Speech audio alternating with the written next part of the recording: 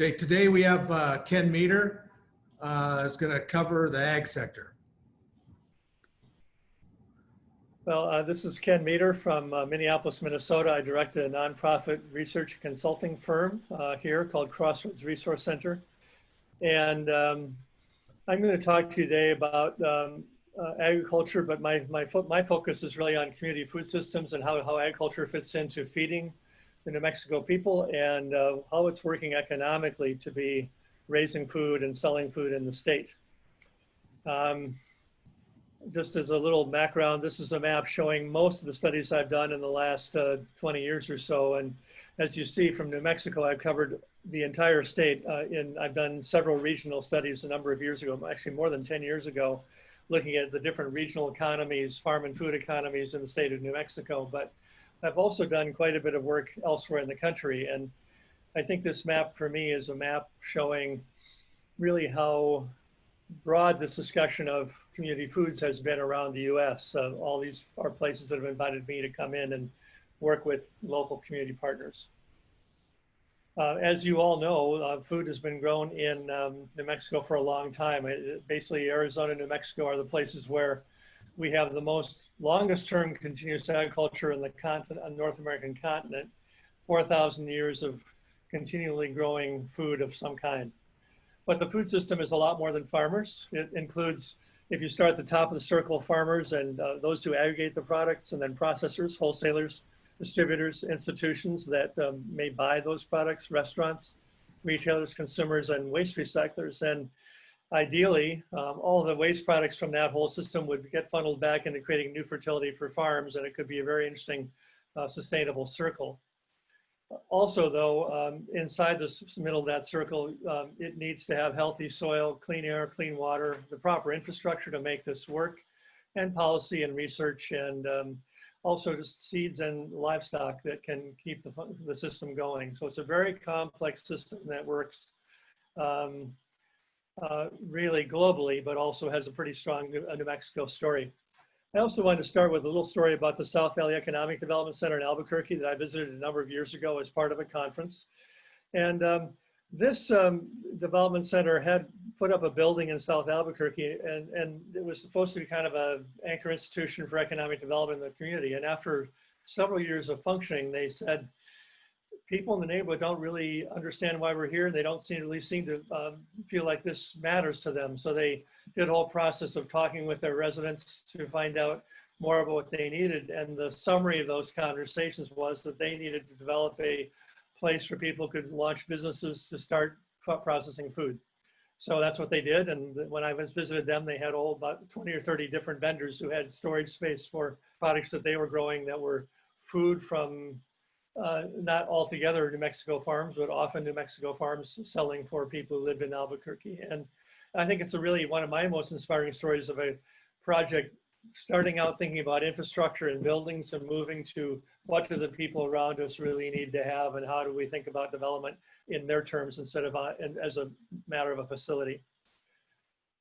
I have a few slides just to kind of break the numbers I'm going to show you of places around New Mexico. But the food industry in New Mexico is pretty strong. There's 4,200 firms doing food-related employment, plus 25,000 farms.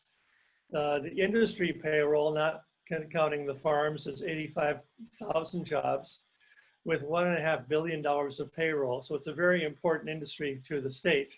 Unfortunately, there's some instability in how the industry is moving forward. If you look at how farmers in New Mexico are producing, it's about $2.6 billion of food products.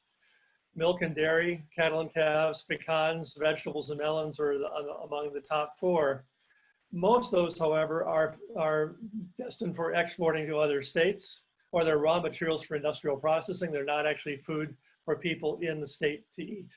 So we have this sort of dilemma in New Mexico where farmers are selling about $2.6 billion of wholesale commodities, while their neighbors buy about $7.3 billion of retail food products. And there's a real mismatch between those two markets. And that suggests both a real difficulty, but also some incredible economic opportunity worth billions of dollars. My calculations show that New Mexico residents purchase about $7.3 billion of food every year. I think about 90% of that conservatively estimated is sourced outside the state, which means that $6.5 billion is leaving every year as people eat, while farmers are farming in some very stressful times. This is the market for food for household use only in New Mexico, a $4 billion market for just people buying food at stores to bring home to their families and eat. But those are very substantial markets, and I'll compare those a little bit later. In fact, right now, the household market for new fruits and vegetables in New Mexico is $819 million. All the farms in the state right now sell about $350 million of vegetables, mostly pecans, chilies, and melons, mostly for export. So you have a big disconnect between what consumers are eating and what farmers can and do raise. If you look at the population of New Mexico, it's more than doubled in the last 50 years. And personal income is more than quadrupled in the last 50 years. So you have more people to feed, earning more money, and yet farm income has declined. And that's a real dilemma, I think, that New Mexico, like a lot of other states, has to face. What I'm really struck by is how little planning is happening around the country to really take into account the rising population, the rising need for food, and how to really connect that with the farmers we have and our actual production capacity in a place like New Mexico that has some stresses around water and soil. Another thing I think is interesting is that the sources of personal income in New Mexico, 42% of all income comes from public sources, either government jobs, including the education sector, or transfer payments, which is the largest source of income in the state. And that doesn't suggest a real stable economic future, especially if you look at the bottom of this chart, the blue line, manufacturing income has been declining. That's been sort of considered our classic way of generating new wealth. Income in that sector is declining, and we're paying more and more for healthcare, as you see in the red line. But we're also really very dependent on capital income from interest, dividends, and rents, but also mostly government programs. The number of farms in New Mexico has actually increased since 1980 or so. A couple of those blips in the chart are because the census got better at counting small farms and minority farms, so the number of farms went up more rapidly than it might have. But you have this very strange situation where the number of farms is increasing, but the amount of farmland is decreasing as we take more farmland out of production for urban and suburban development. This is a chart showing the last 50 years of income for all the farms in the state of New Mexico.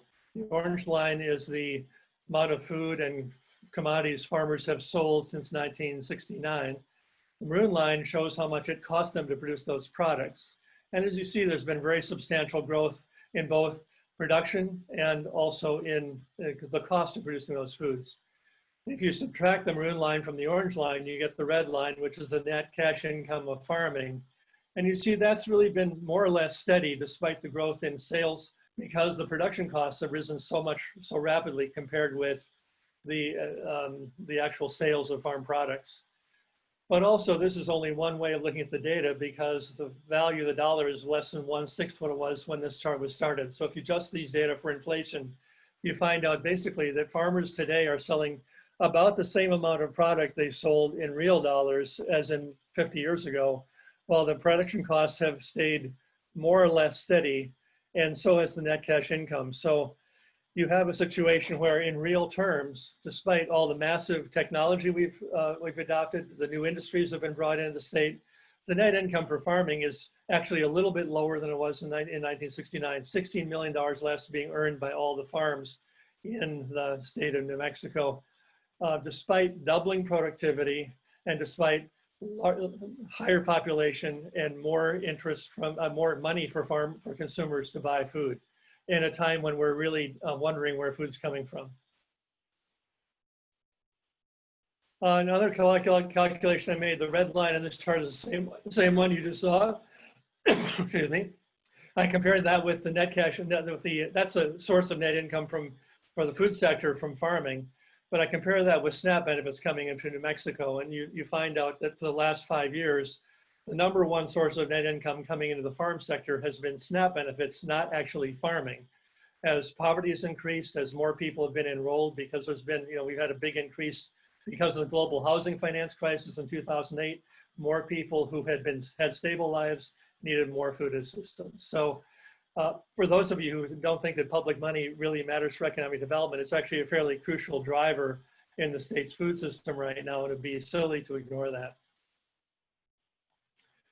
There are other cost externalities too, and the one I'd like to highlight right now is that there's about almost $2 billion a year that New Mexico spends paying the medical costs of diabetes and related conditions. And 1 of every 8 residents of the state has diabetes right now. So it's actually a very significant problem, and that's increased again as farm income has gone down, the number of eaters is increasing. We're now spending $2 billion a year just paying for the medical costs of having diabetes.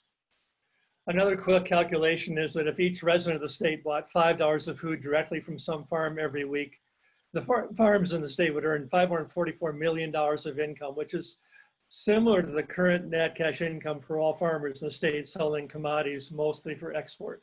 That's not it doesn't show that's a profitable transaction, but it's still an interesting amount of sales. And presumably a farmer does not need to sell food directly to a customer at a loss. So I'm guessing this would actually be a profitable operation for the farms. We don't have enough farms in New Mexico to provide this market, but that market is definitely there.